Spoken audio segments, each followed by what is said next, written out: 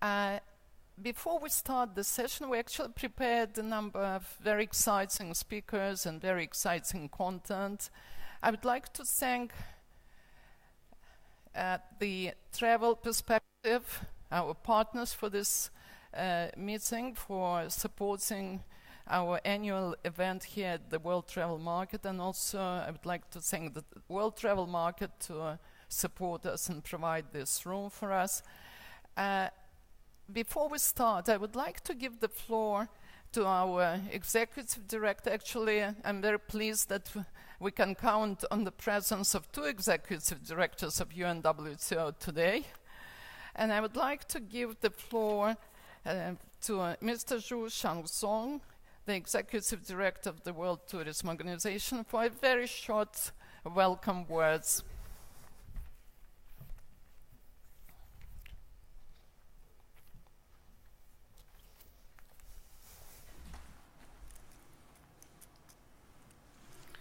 Good morning, ladies and gentlemen.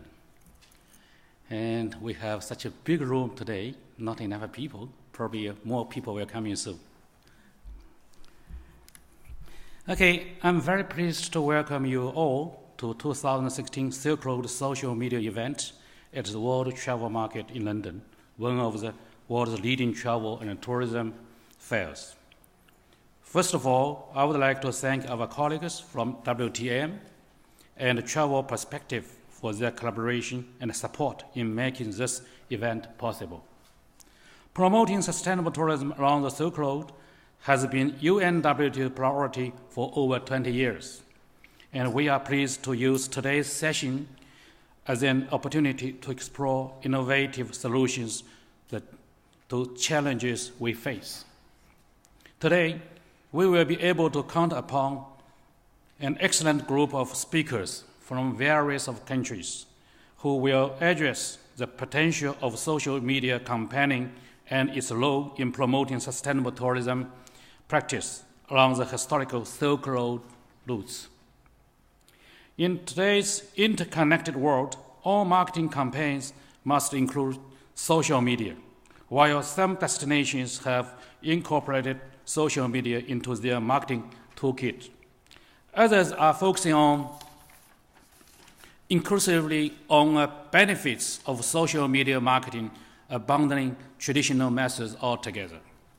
As for the Silk Road, a region home to unique cultural heritage, the promotion opportunities arising from social media platforms are immense. As studies show, the Silk Road brand benefits from high awareness and increased consumer interest. And the new e-marketing tools and technology open up new areas for member states and the private sectors to cooperate and mutually prosper. Thus, the moment is right to restore the Silk Road's former greatness as a prime example of the benefits that arise from increased exchange and cooperation.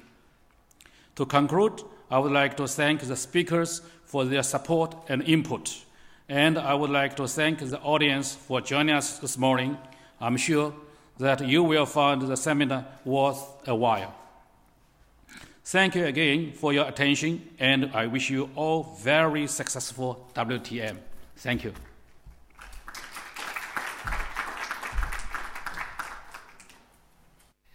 Thank you very much, Mr. Zhu. Please put on my presentation, please. Do I have the... Okay, thank you very much.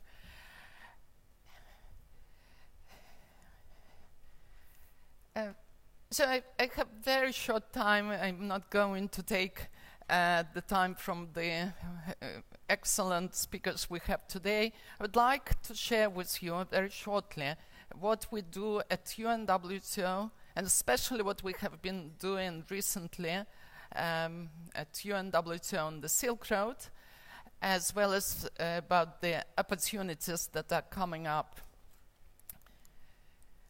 Well, you know that Silk Road is very high on the political agenda nowadays. You can see the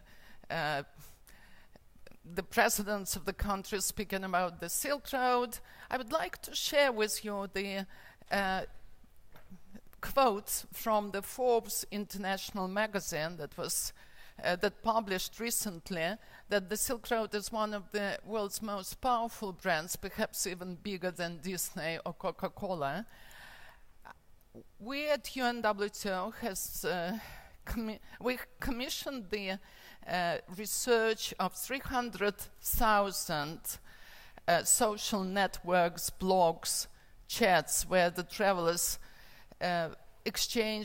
talk about their travel experience.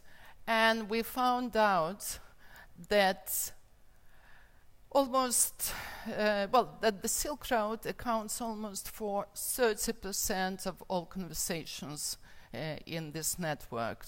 So it makes it one of the most powerful brands in tourism.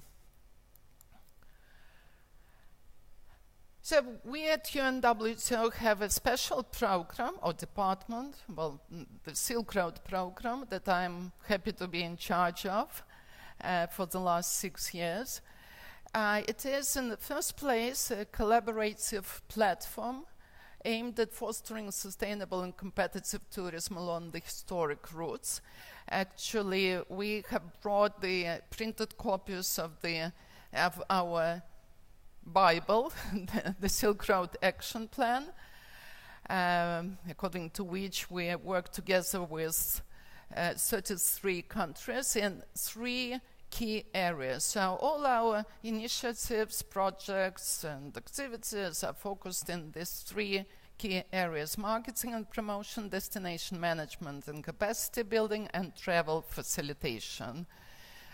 In the action plan, you can also learn about our past activities. If you don't want to carry the print copy, you can download it from our website. We are working with 33 committed countries. The number of countries engaged in the program is growing. But you can see this incredible mosaic of destinations. It's really very powerful across 3 continents. We are working with a very wide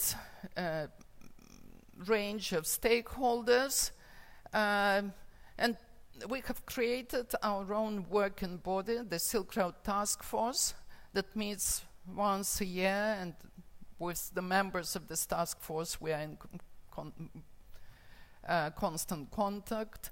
They help us to implement the action plan in their countries. So I will just show you a few examples of our activities in each area. In marketing and promotion, we're working with many high-profile media, like Discovery Channel, National Geographic, Traveler and Globe Tracker, to raise the global profile of Silk Road tourism.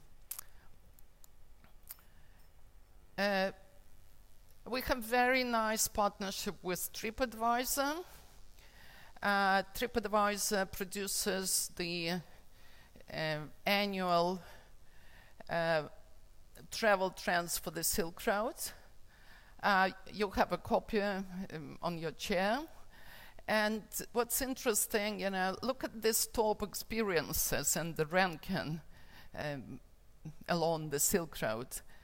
It also showed that, most of the travelers do know, most of the potential travelers do know about the Silk Road. You'll find a lot of interesting information in this study.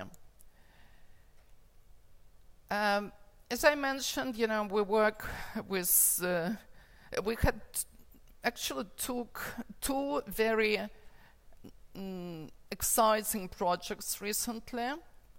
One with Discovery Channel, the series of David Baddiel, a very famous UK comedian, actor and presenter and TV personality, traveled along the Silk Road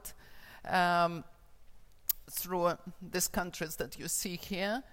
And it's already aired around the world, and we expect that the outreach of this series, produced with the help of UNWTO and our member states, it will reach almost 3 billion subscribers in 220 countries. So it will obviously help us to raise awareness about the Silk Road.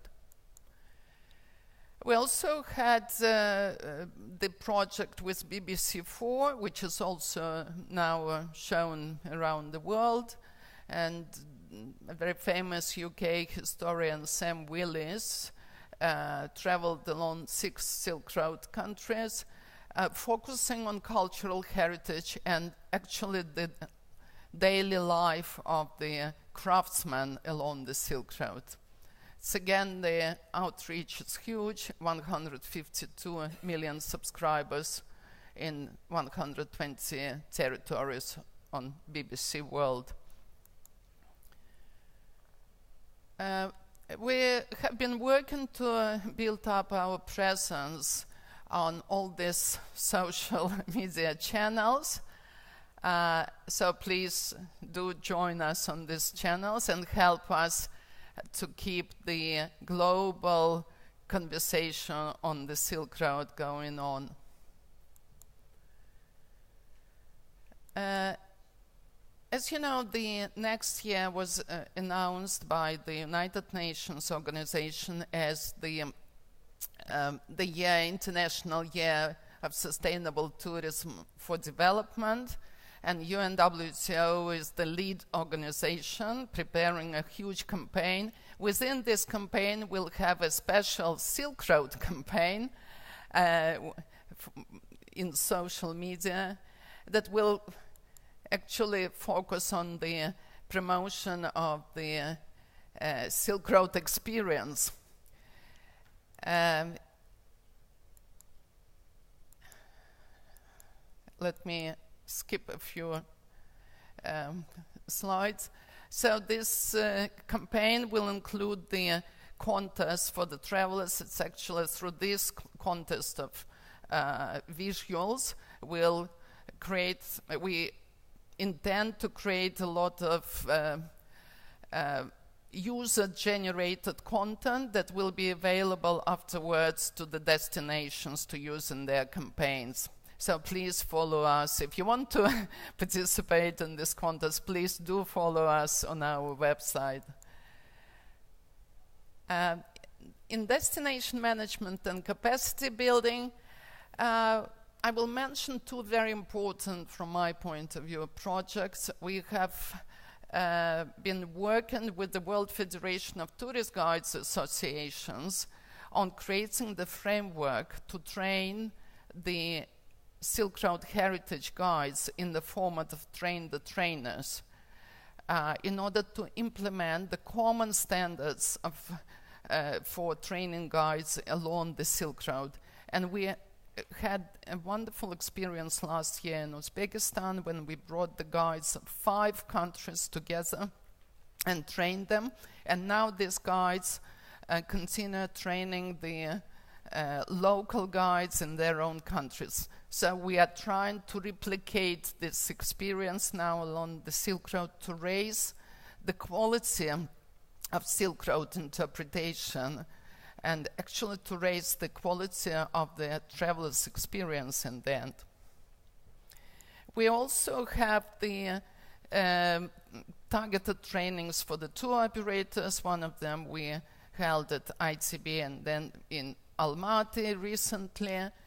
One of the exciting new projects that we started very recently is with the European Union and European Commission on the development of the Western Silk Road. We are doing a research right now, a brand research for the Western Silk Road. If you are interested to participate or if you want to contribute to this research, please come to me or to my colleagues and talk to us. We're also working on travel facilitation, visa procedures and cross-border procedures are still extremely important obstacles, I would say, for the development of Silk Road tourism.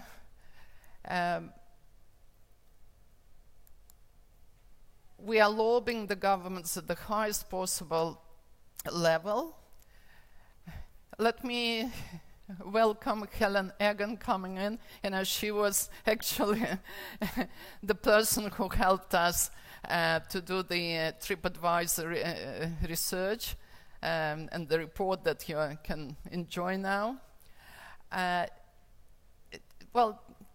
Coming back to the travel facilitation, actually the process is quite positive. We can see that, you know, the number of travelers that need visas before departure is dropping down. We're also working on the connectivity. Air connectivity, we have established partnership with UBM, the company that owns the aviation and air routes development events around the world. So one of the events has been rebranded as Silk Road Routes. So if anybody is interested to, if we have any national administrations here that would like to improve their air connectivity, that's the place to participate in.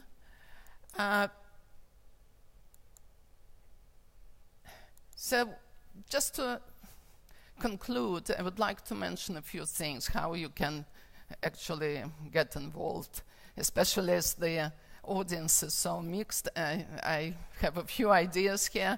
You can help us to create more marketing intelligence along the Silk Road, participating in our research and surveys. Also, you can help us with the Silk Road social media campaign that we'll launch next year. Participate in our strategic Silk Road tour operators trainings, tour guides trainings, and also keep in touch on our website or tweeting hashtag Silk Road Tourism. We also have a few important events coming up. Every year we have the ministers and tour operators events at ITB. We'll have also our biennial meeting. This time it will be in Russia, in Kazan. That's where the Silk Road is crossing Russia. And we have another annual WTM Silk Road seminar planned. So we hope to see you again next year. And there will be many more events that you will find about on our website. So thank you very much. Please keep in touch with us. And if you have any good stories about how, you know, the tourism is developing in your destination under the brand of the Silk Road, please send us the stories. We'll be happy to promote them. Thank you very much. And now I would like to pass the floor to our moderator. So Mark Frari is our long-time friend from Travel Perspective. Mark, the floor is yours.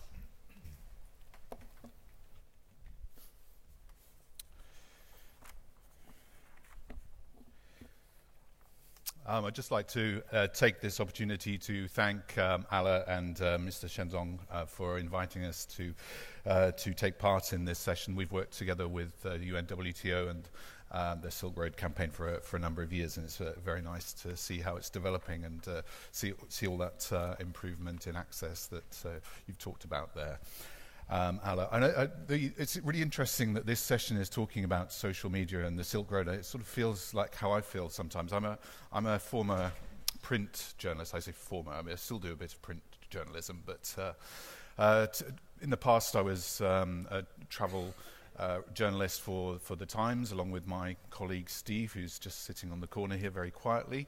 And it sort of feels in the way that, we have these skills, these print skills that suddenly are going out of favour. We're still hopefully quite attractive, some of those skills, but we need to think about new ways of promoting those to our audiences.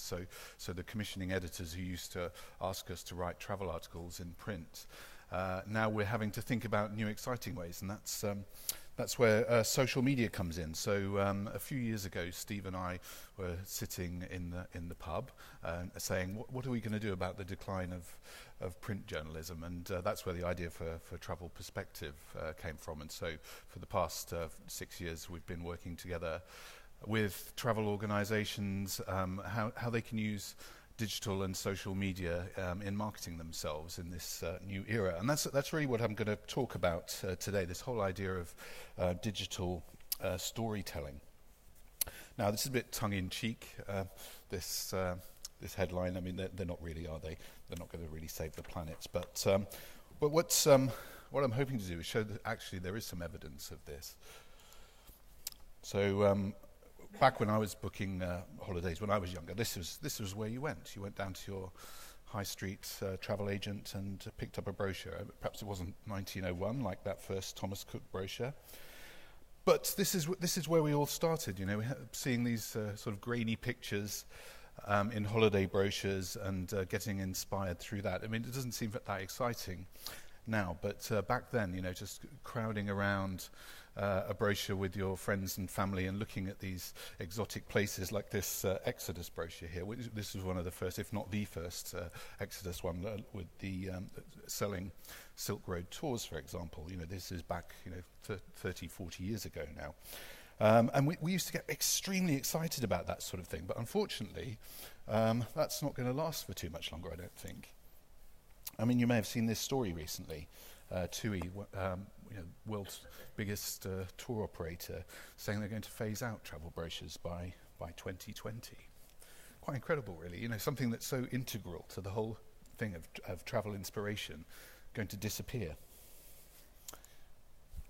And this is the evidence. This comes from the TUI annual report, looking at how the brochure numbers have declined in the last 2 years by 50%. That's absolutely incredible in just 2 years. Now, I know that the theme of today is about sustainability and looking ahead to the year of sustainable tourism development next year. This actually is going to have a significant effect. If we take TUI as an example, as a proxy for the whole travel industry, you can see, if we just look at carbon emissions, how much those brochures actually mean in terms of kilograms of carbon dioxide that's emitted. It's a huge proportion of what they do. But so if they do manage to phase these out by 2020, that's going to be a significant saving. Anyway, back to where people are looking for inspiration now. So you'll see this chart. This comes from the Google Travel Survey taken in 2014. They surveyed 3,500 leisure travellers and asked them whether they found their inspiration. You'll see brochures are listed on there, but only 23% now actually use brochures to get inspired for their holidays.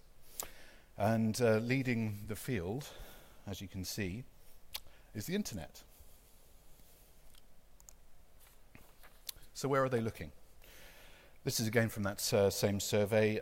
We can share this survey afterwards if you're interested in seeing this. Perhaps it comes as no surprise that search engines, I mean, it was commissioned by Google after all, so search engines come out on the top of the heap for this, and of course that's what people are doing. But it's interesting to see some of the other digital channels that people are using, particularly, from our background at Travel Perspective, things like social networking sites, but also review sites and things like that. So huge amount of inspiration going on online now, and the challenge is for if you're a destination or a travel company, is how you take part in that. It's you know, it can be incredibly expensive and it can be incredibly challenging to think about how to do that. And we will hear from some organisations today who are embracing that. As for TUI, going back a little bit to them, what sort of supplanted the brochure for them is their app. Since it was launched, they've had it downloaded 1 million times. That's an incredible number. I know they're the biggest in the world, but you know, that's an amazing change and challenge. And what's really good about it, though, is that we can get beyond what is in the brochure. Now, you know, in the past, you had your brochure. It was pretty much fixed. Obviously you had different editions of that brochure, but the amount of information you could actually have in that was very small. You might have the small grainy picture, a box of prices for different times of the year, and a tiny amount of text. But that's all changing now with digital. I just wanted to show you this chart as well about changing habits and why we all need to think about this right now. This comes from Ofcom, which is the telecoms regulator. That every year they do a survey looking at people's use of things like the internet and TV.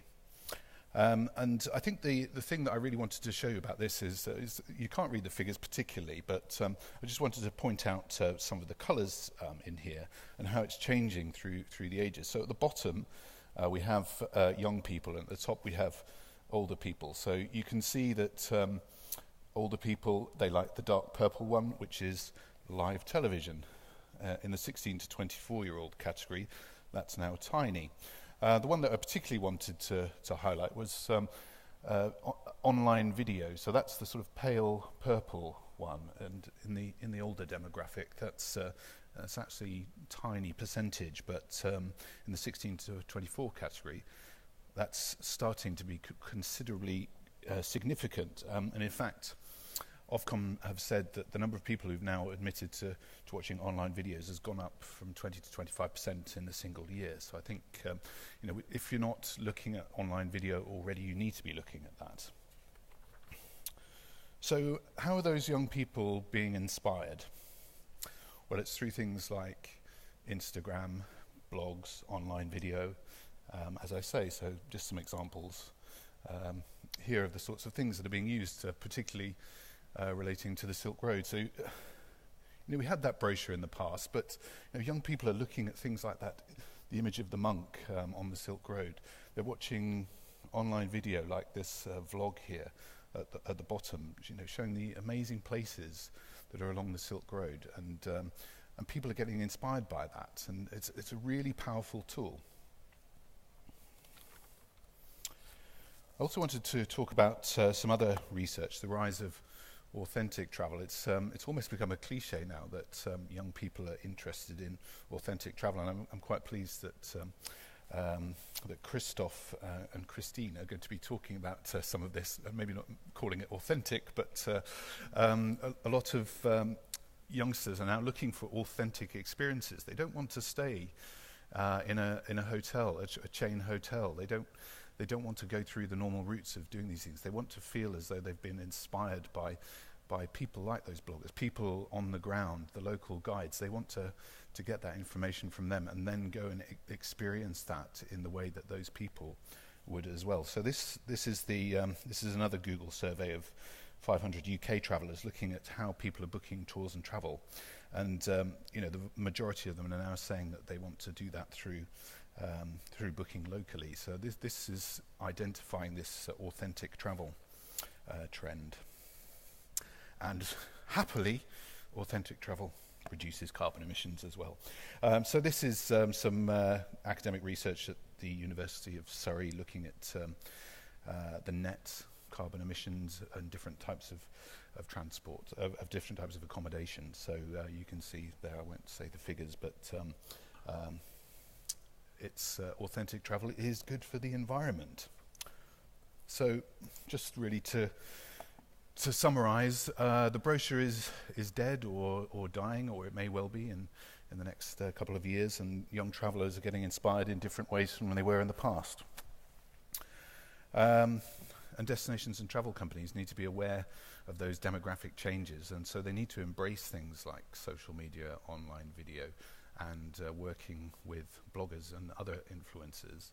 Otherwise, that demographic shift is really going to have a huge effect on them. Potentially it's better for the planet. I mean, those figures are limited, but it's potentially better. But the last point I would say really is that it also needs careful management, because the one thing about inspiring people is that it can inspire more people to travel, obviously, and this is always the dilemma that people like me are in, that if you're trying to save the environment, that the more you talk about travel and exciting places, the more that people want to actually go to them. So we have to manage that carefully. So anyway, that's enough from me. I'd like to now open up the floor to the panel, and I'm very happy to be joined today by some tourism organizations and influencers who work along the Silk Road to come and talk about this whole idea of using social media in promoting sustainable tourism.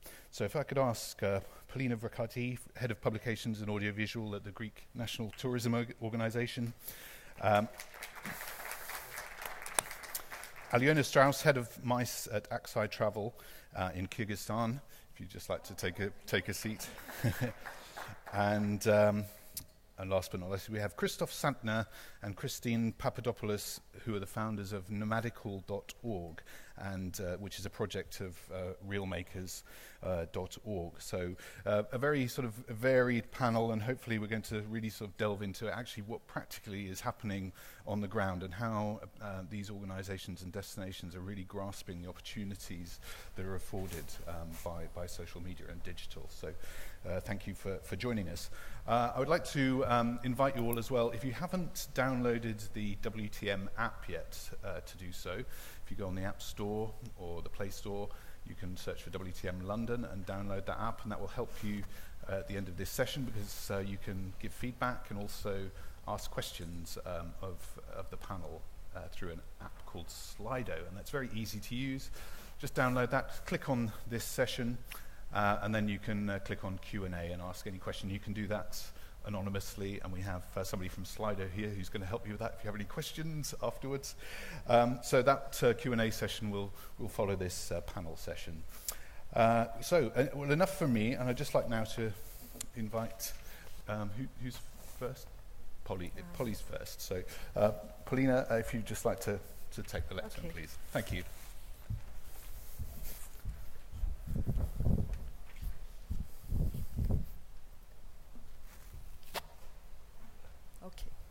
So, hello, my name is Polina Vrakati, and I work in the Greek National Tourism Organization as responsible of the VisitGreece.gr team, among many other duties related to the production of promotional material of all kinds.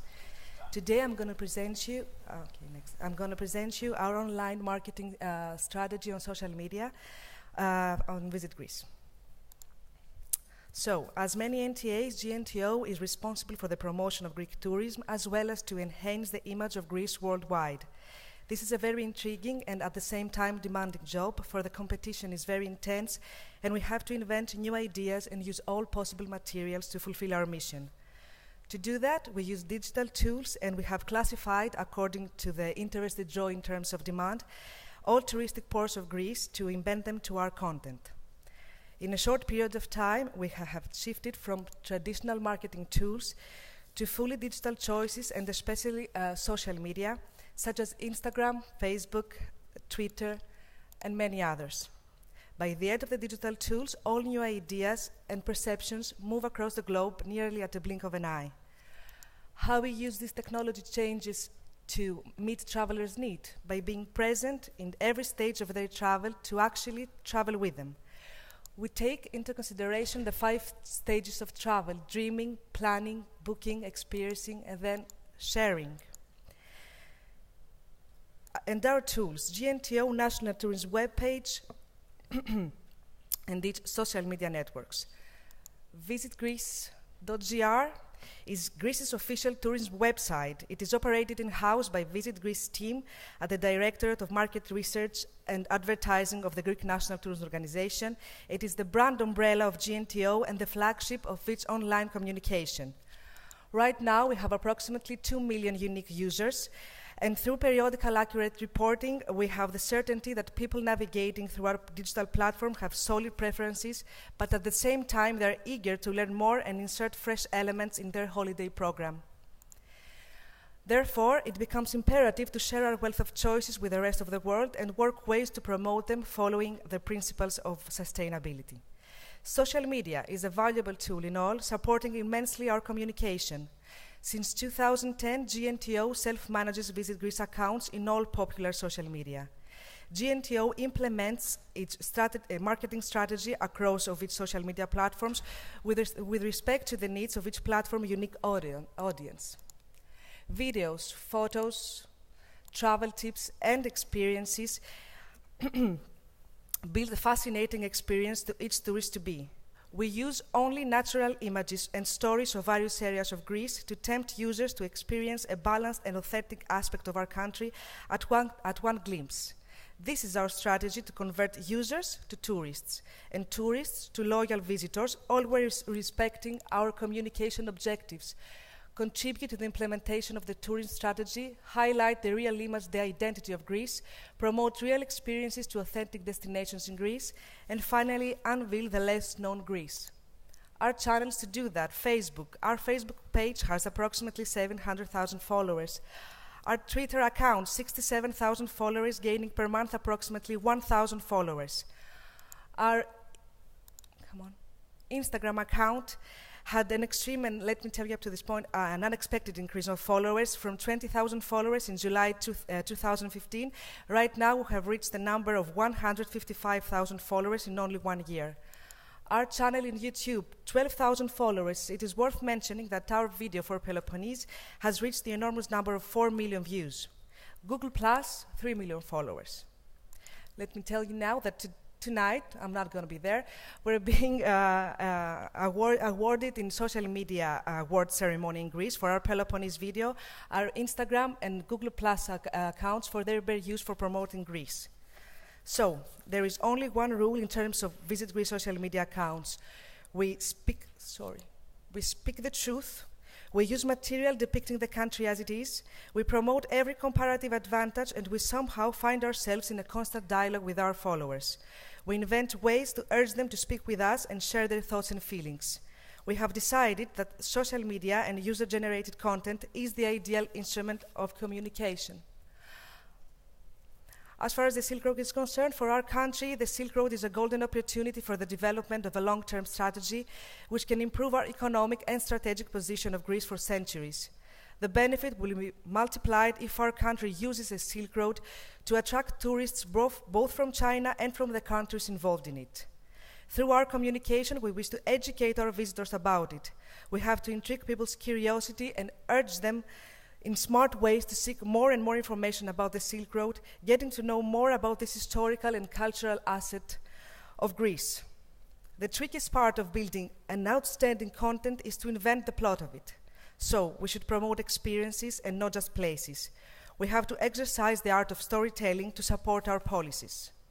The 21st century tourist is buying the story only if the story suggests a trip through a road in its holistic aspect.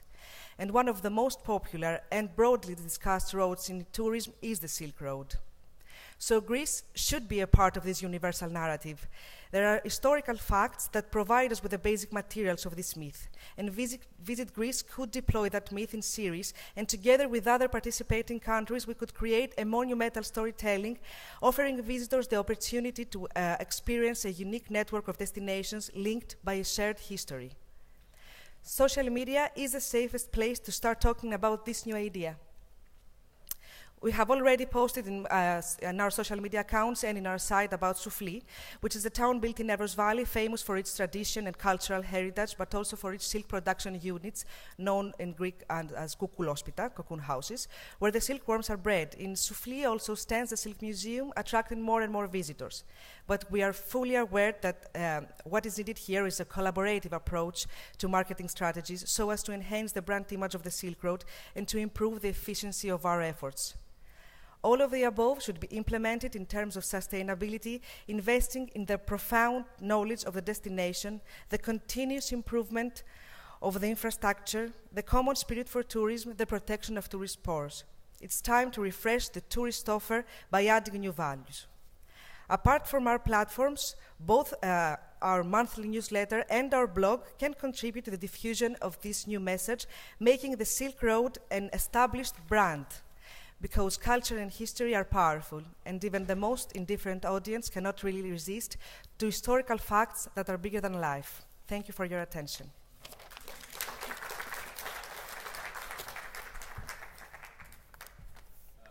Thank you, Polly. And I'd now like to ask Aliona Strauss from Aksai Travel to take the podium. Thank you.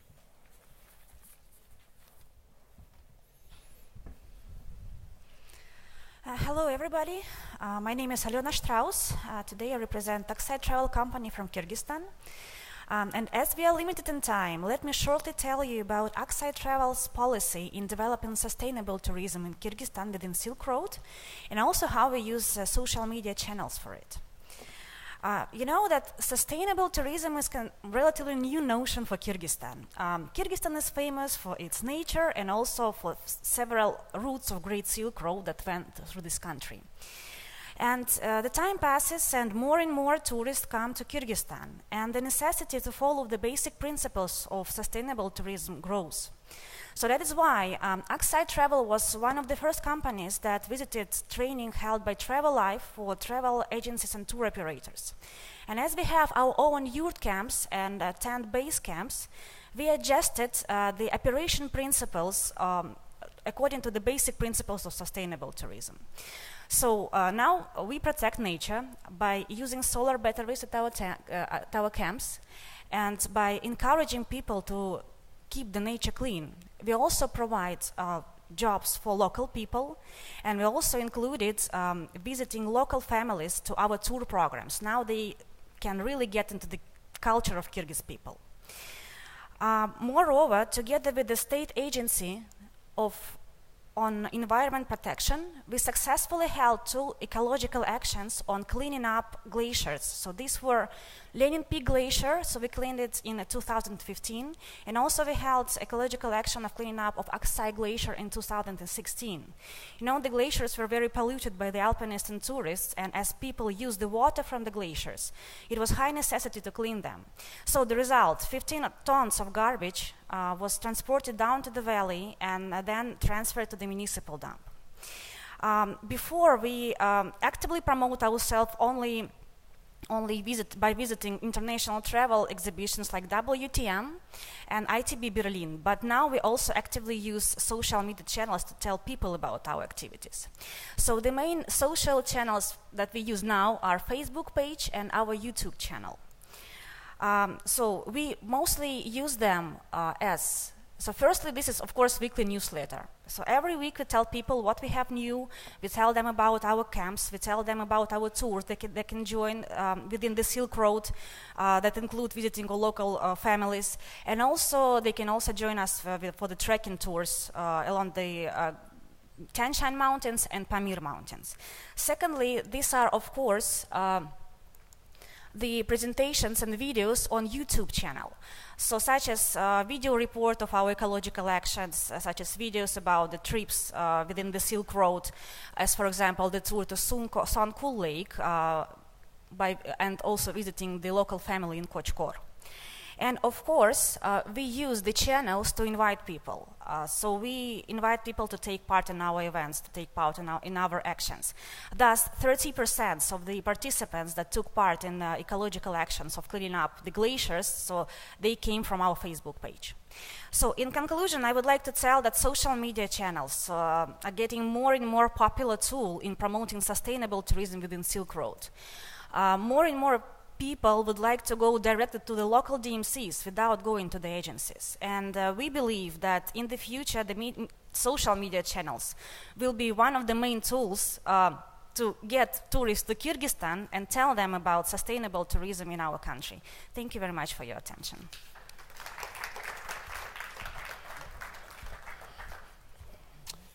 Thank you for that, Aliona. And I don't know about anybody else, but I'm inspired to go to Kyrgyzstan after seeing those images. Incredible. So, this is one of the key things about social media, isn't it? You know, that all of that imagery that you have on the beautiful Silk Road, sharing that, and a lot of people don't know about that, and seeing those images are going to get more and more people to come, I think. Thank you. Now, last but not least, we have a double act, and a very cosmopolitan double act with links all over the world, and as parts of the Silk Road as well. I'm pleased to welcome Christoph Sandner and Christine Papadopoulos, who are the founders of nomadical.org. Thank you.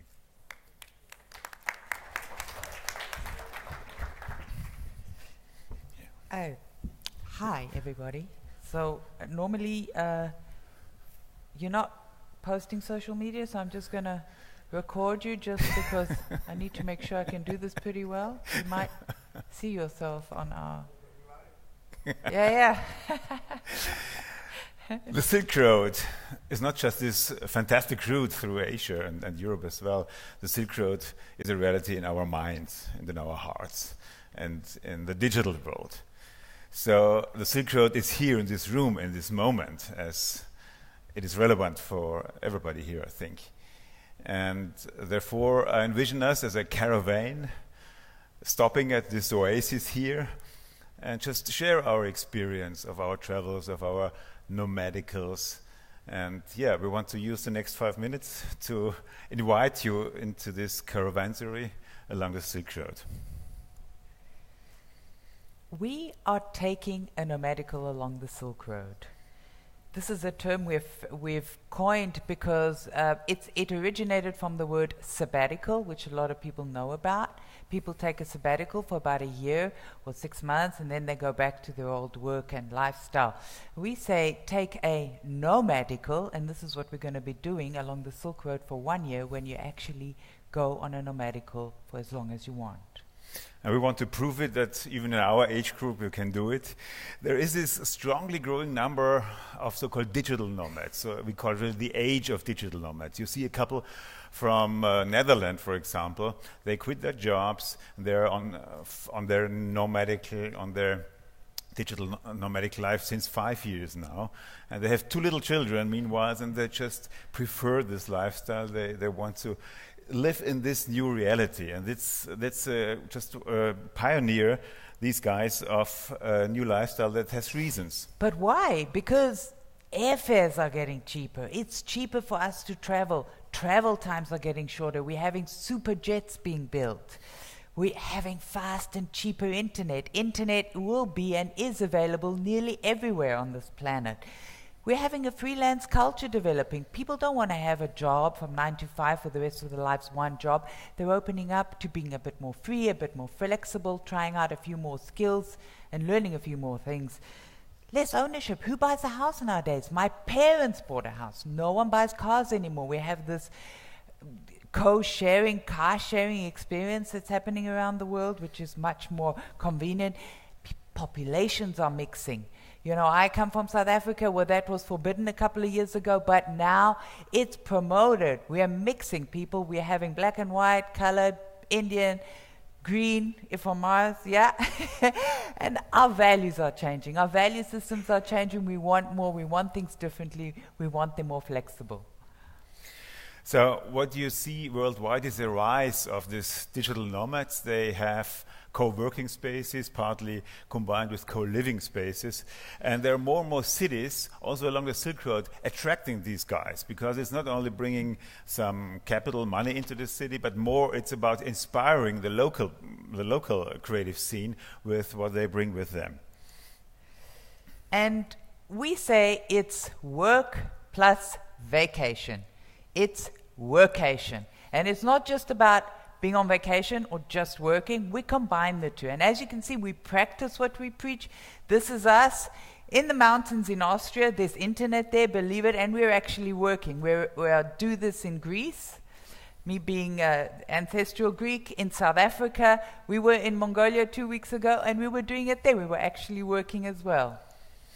So we have a talk about a new travel style. It's not about traveling in a traditional sense. It's really experiencing where this authentic experience that people want. It's about a new work style. You can really separate these two. It's about creating something, right? Most of the digital nomads, they create something and want to bring this into the world. So we really talk about the new lifestyle. And there is really scientific research about it. And people estimate that like in 20 years, this would be a group of 1 billion people in the entire world living in this way, saying, okay, this is just a big, fantastic planet while living all the life in the same place with the same people, just experience what is possible there. And we believe that the Silk Road welcomes digital nomads like us. There's no better place that is so open to this kind of lifestyle, especially with our last destination having the slogan, nomadical by nature. At the end of the day, it is a nomadical lifestyle that gets supported in these cities. And you see with renewable energies, you can live everywhere today. You have satellite connections, so there's no excuse not to go for any place. You are online there. So we connect, we've just checked this out in Mongolia, we'll have a conference there, as well as in Austria, a very prestigious conference in Austria called Forum Alpbach, bringing together digital nomads, real nomads in Austria, in Mongolia, and learn from each other and exchange our experience to preserve this nomadic culture that is still alive, but still shrinking, definitely. So maybe we bring impulse in terms of renewable energies, internet and so on, and learn from each other. And promote the sustainable kind of lifestyle. Don't forget that the next year's expo is in Kazakhstan, promoting sustainable renewable energy with a focus on solar and wind power, also with the UN year being on sustainable development. Right, so we prove that we can live as digital nomads, and we also teach this, coach people in implying what we call the real maker's way, how to make it real. We just heard it. First you dream it, then you plan it, then you do it, then you share it. So this is the method behind it. We want to prove, even through the deep valleys that you have to go, you can do this by developing a new mindset, new thinking, new skills, especially with social media, and new tools that are just working for us. And we traditionally come from traditional media. We're journalists, movie makers, filmmakers, TV producers, so we're stuck in that. Now we're going ahead and we want to learn these new skills, apply these new skills, digital storytelling, vlogging, and sharing all of our experiences and who we meet on social media.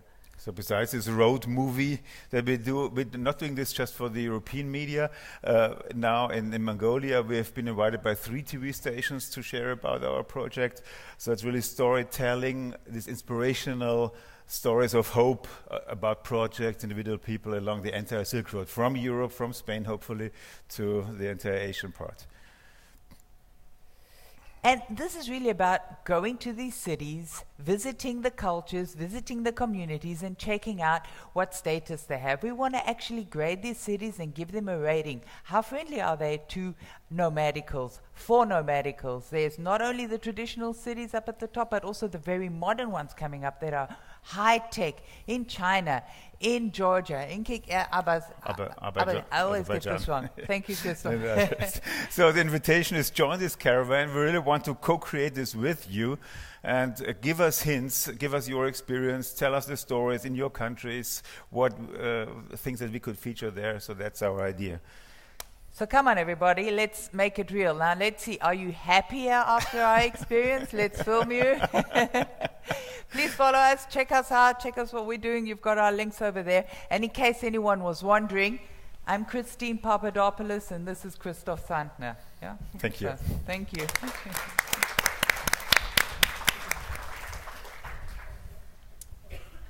Thank you, Christine and Christoph, for that.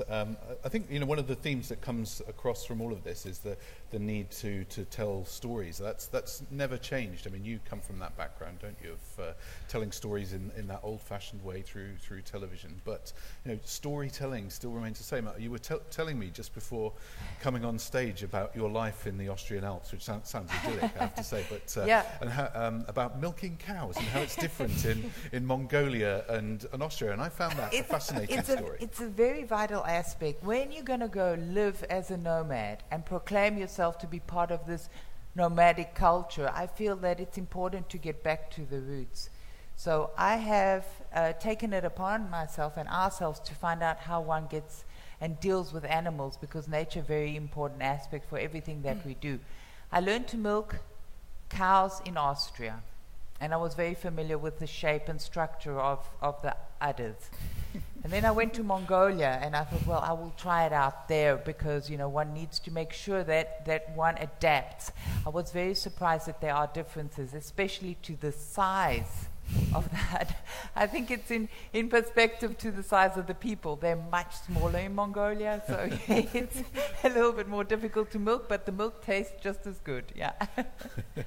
I wanted to ask you about the age of these people, these nomadicals. I mean, are they young people? So the surprising thing, we also did this research, of course, the surprising thing is that the biggest group is in the early and mid-30s. So they have some years experience in the jobs, and then they say, okay, do I really want to spend another 30 years now? Or I'm going to work as a freelancer. I know my profession. I have some clients.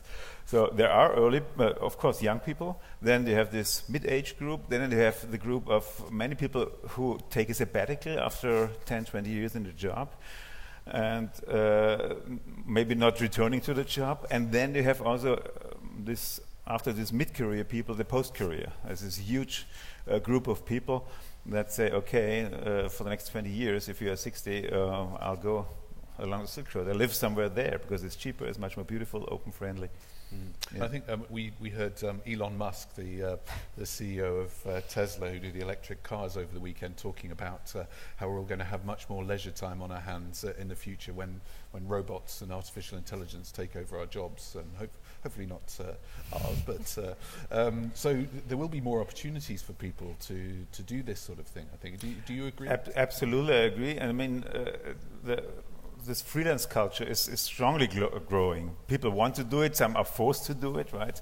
If you just leave your traditional job, and it's just that people make a living in this way. And you can, we do these rankings of cities, and there are lists of hundreds of cities where you can choose, okay, you want more living with nature, or the super fast internet, or whatever, and then you find your ideal city.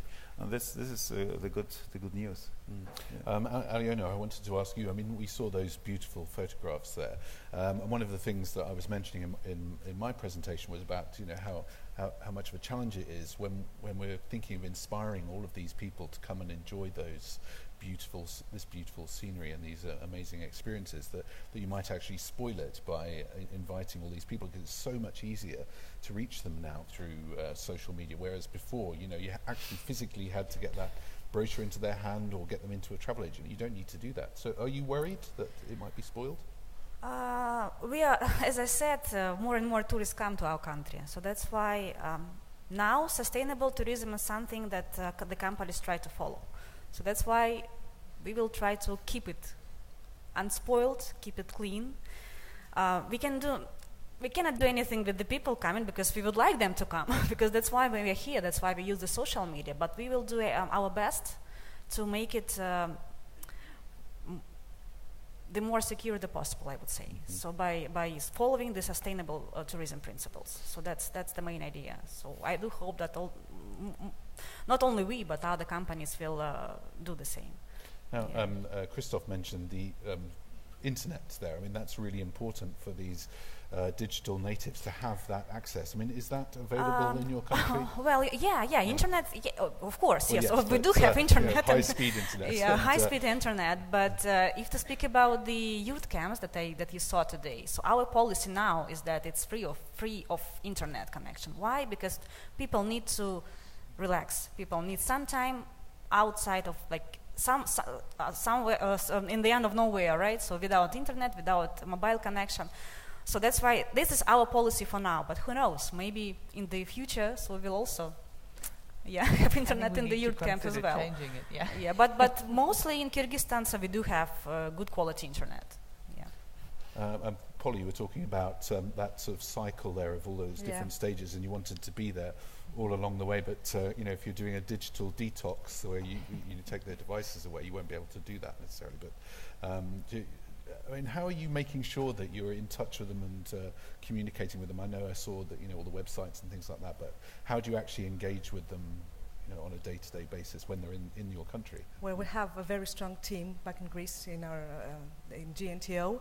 They communicate with our followers every day in a constant basis, day and night. They're fully. They love what they're doing, and that's why I think that we have that kind of success in the past years. We take into consideration everything they tell us about. We read their messages. We hear their needs, and we try to implement to our content what they need, what they want to take from Greece and see from Greece. Mm-hmm. And what language is that done in? Because this is hugely important, obviously. Are they doing that in Greek and English, or Greek, English, target markets? And we are trying to do that in other languages too, but so far just English, yeah. Yeah, because if we look at China, for example, world's biggest outbound tourism market. We have offices abroad to do that. In China also, and another in Turkey, that as far as the Silk Road is concerned. But in the channels, in our channels in Greece, we only speak English, of course, because we don't have the opportunity to speak Chinese. Yeah. And would you work with the social networks in China, for example, Weibo? And Not yet, but it is in our policy for the next years. All of our offices abroad to open their site, visit Greece.Turkey, visit Greece.China.ch, and they will be in the language of the country and every tourist can visit there and take the information they need. You were talking about speaking the truth there as well. I think this is really important because if you look back 10 years, the marketing departments, the PR departments, they were in control of that message about how Greece or Kyrgyzstan and anywhere was portrayed in the world. But social media and blogs, all of those things have now opened up that voice, giving the power to the consumer now. So I'm interested that you say that. Is that why you think it's important to speak the truth? Because otherwise people will say we don't the have a truth. choice. For us, there's not an option. We have to speak the truth, especially now that Greece is facing a delicate phase of the crisis. We have studies that tell us that if you don't speak the truth, the tourists won't trust you.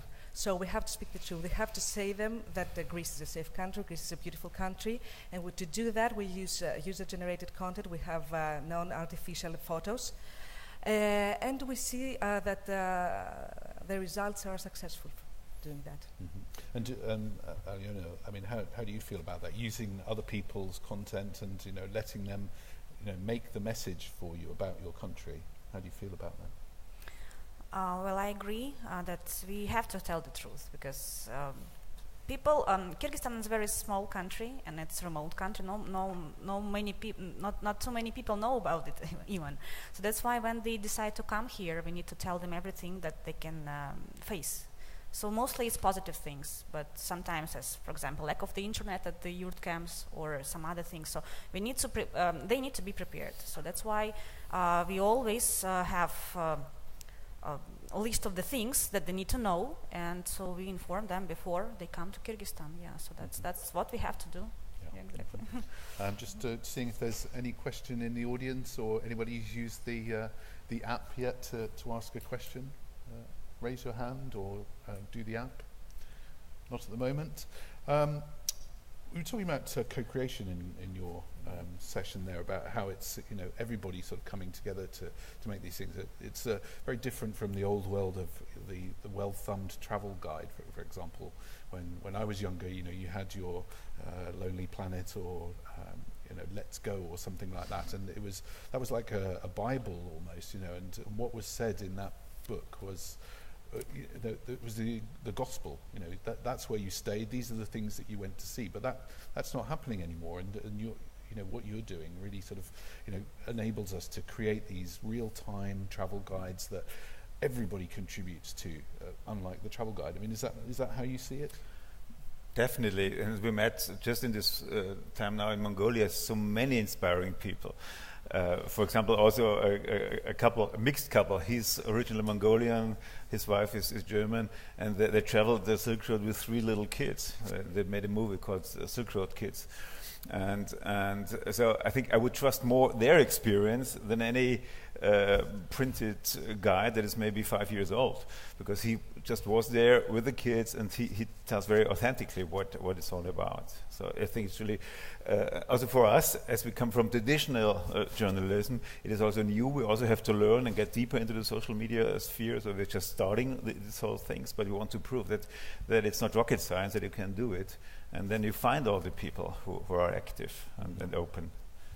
Yeah. And what about the sustainability angle? I mean, I touched on it at the end of my session there about the responsibility on platforms and marketers to you know, keep destinations unspoiled. You know, when that word of mouth enables you to reach all of those corners of the world. I mean, do you feel there's any responsibility on us as people who communicate to make sure that these places don't get spoiled?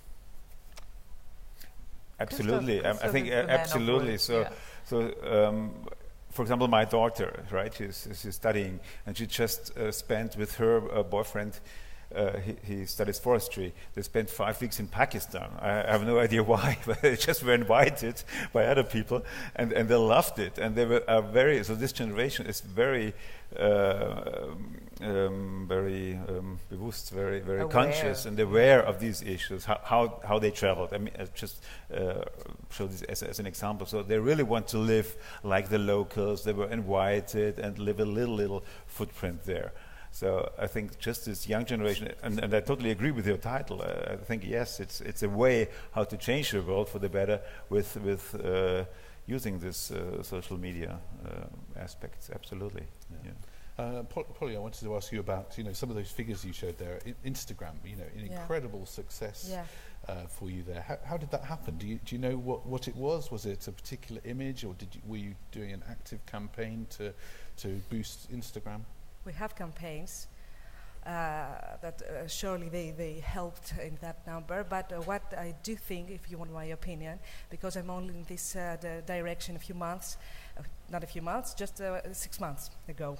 But what I do believe is that I have a very dedicated person, a very dedicated administrator that posts day and night, 3 or 4 posts per day. He uses very beautiful pictures and very clever hashtags that attracted much more followers than I expected. Even I didn't expect that. Mm-hmm. But we're going very well.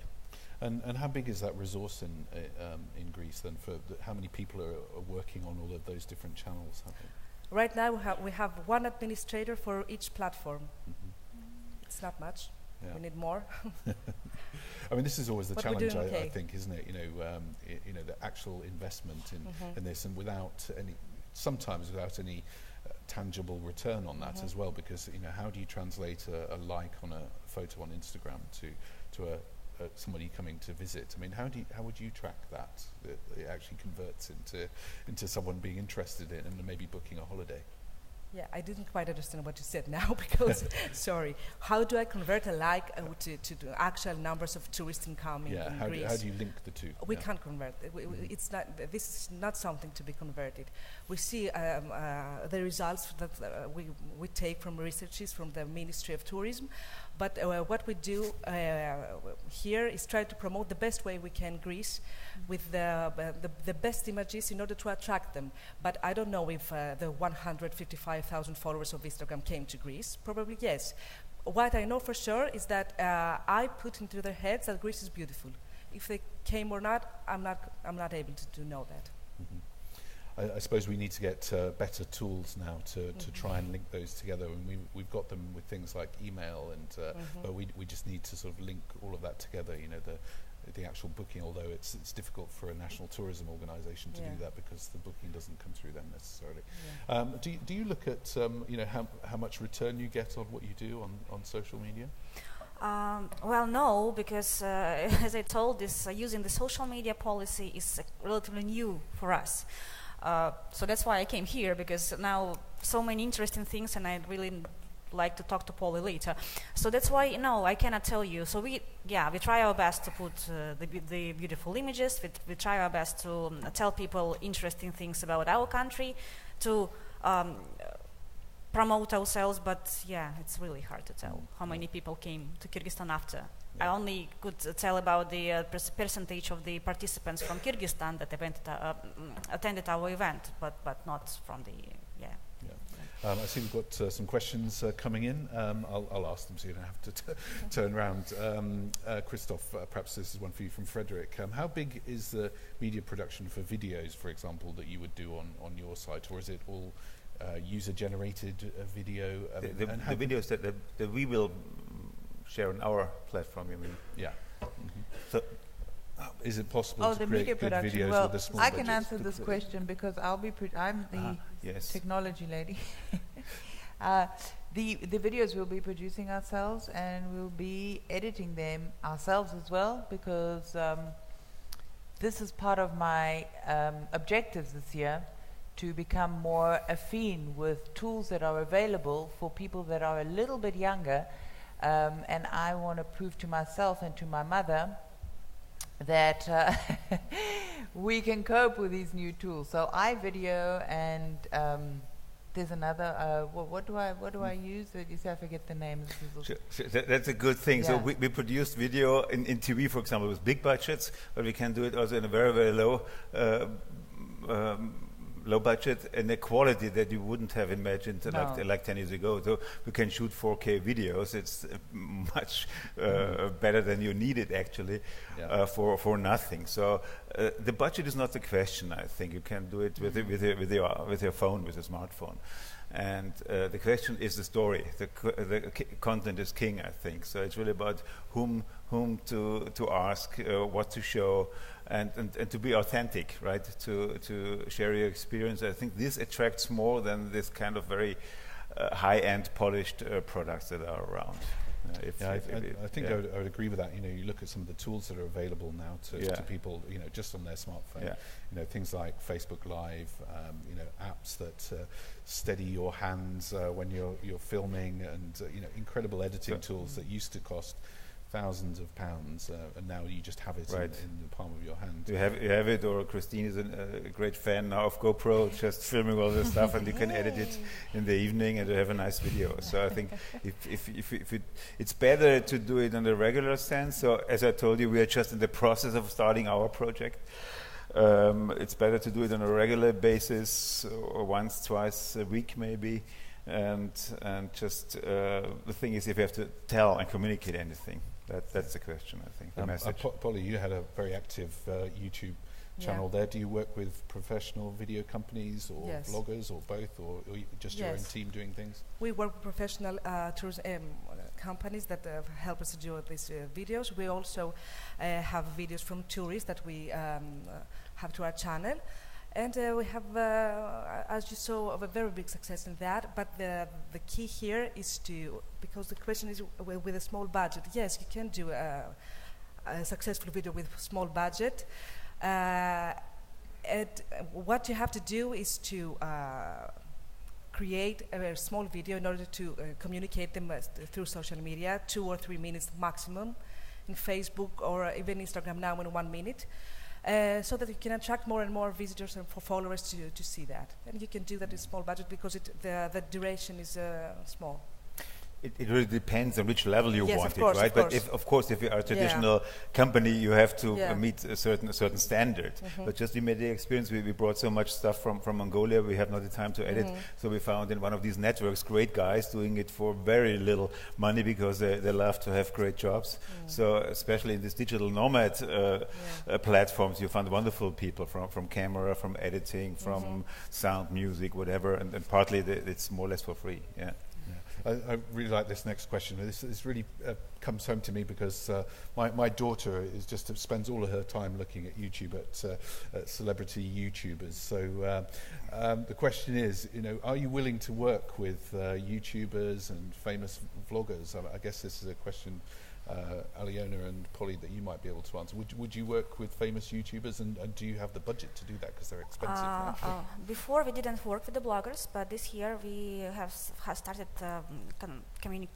our conversation with them. So yesterday, for example, we have a meeting with the blogger from Germany, and yes, we are for the next year we are going to have a press tour for them, so they can see Kyrgyzstan and then tell people about it, because it's something that you need to do, I think. Yes. So, Polly, would you work with celebrities, vloggers? Celebrity bloggers, of course. Yeah. We already do that. We have there are articles in our blog also. Every week we have a post. Now, as far as YouTube is concerned, yes, we haven't done that yet, but it would be a great idea to work with celebrities and have testimonials from celebrities. But we haven't done that yet, as far as I know. An interesting question for you, Yeah. and it's a constant question that we hear in our sessions here is working with destinations, is how much they're willing to pay influencers, and We don't. some people Yeah. would say we don't pay them because it's No, like we a don't pay journalist. them. We wouldn't pay with them. They're pay willing them. to do it free, so why should I pay them? But to get the professional ones, often they won't do it unless you pay them. So Yes, of course. We have in GNTO, we have a public relations department that, of course, they're facilitating the best way they can their visit to Greece. So far, so good. We don't do anything else. yeah. Christine, you mentioned 20 years, 1 billion people will adopt the nomadic lifestyle. What does it look like today? I mean, the number must be considerably smaller than that. It is, but Christoph, we did some research on this. So and we said it's very maybe say something that I should not say, but it's hard to say because it's a question of perspective. So I would also call, we had it recently in the discussions, all the migrants that are coming. They are also kind of digital nomads. They follow opportunities they have. They're very strongly using their phones. They're arranging their entire thing. So it is definitely so between around the 100 million now. So definitely, if you count the people from the Western world, but also from the Asian world, they're doing similar things. So it is definitely a huge nation. Let's say it like this. So Germany has like 80 million, definitely bigger than such a country. People that would call themselves digital nomads. We've just got time for a couple more questions. I want to ask a couple that the audience have posed here. How do you choose which social media channel is going to be most effective? We don't have a week goes past without a new platform coming out, whether it's Snapchat or Facebook Live. How do you decide where to invest your time and money? Polly, I mean, you've got teams there. I mean, are they always looking at what the next big thing is? Yes, they always do it. They're in a constant research of what to do their best. But I think that every platform has its unique audience, and we should. I mean, Facebook is not more important than Instagram, or Instagram is not more important than Snapchat. Every platform has an audience, and we post. And we take care of every of our platform. And that's what I think. I don't think that we should say that Facebook now is more important, so I post only on Facebook. Facebook has an audience. Facebook now has new technologies like live video that goes very well. That's all. I just wanted to have the last question to bring it back to the whole sort of sustainability idea and ask each of you this question. How do local communities get involved in these social media strategies, and are there any direct benefits to them of being involved in that?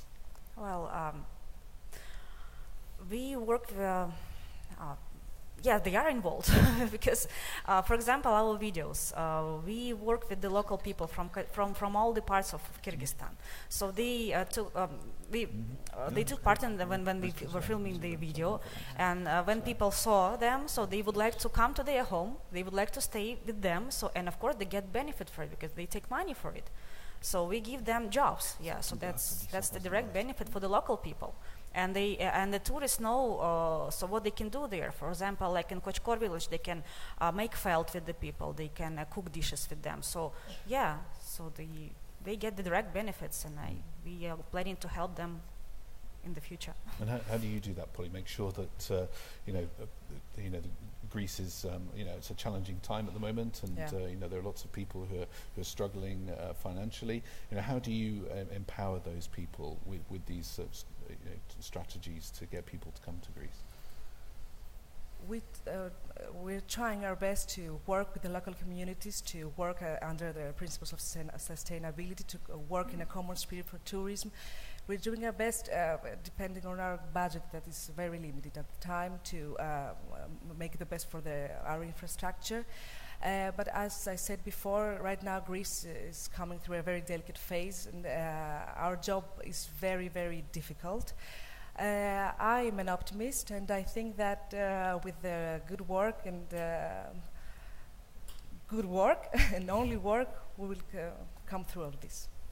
And I guess you're going to say that you will work with the locals there, because you're asking them to be co-creators of this content, I suppose. But how do you monetize that for them? Yeah, I think it's important to understand that we do this because we want to educate. We don't only want to educate the Western world, but we want to educate the nomads themselves and be very respectful for each one's cultures. I think the monetizing is something that will evolve out of the sharing of the experiences. We want to create an opportunity and platform where they can share these experiences and educate, cross-pollinate one another at this conference that we want to do in Mongolia at the end of the year, and also in Austria. So have those two poles talking to one another and communicating. And please just, I want to remind ourselves that it's all about the Silk Road, and that's nothing that we invented. That's thousands of years old, and it's always been this great route of not only trading goods and services, but also ideas, culture, religions, and I think that's the message that we want to carry with this project, that to bridge all the conflicts and the people along the routes, right? They want, everyone in every country wants to build on a positive future, and I think the digital means that we discussed just give us a great opportunity to really to link and to use the potential that's all around. Well, that's a great thought to end on there, Christoph, so thank you for that. I'd just like to ask the audience to share their appreciation for our panel today. Thank you very much.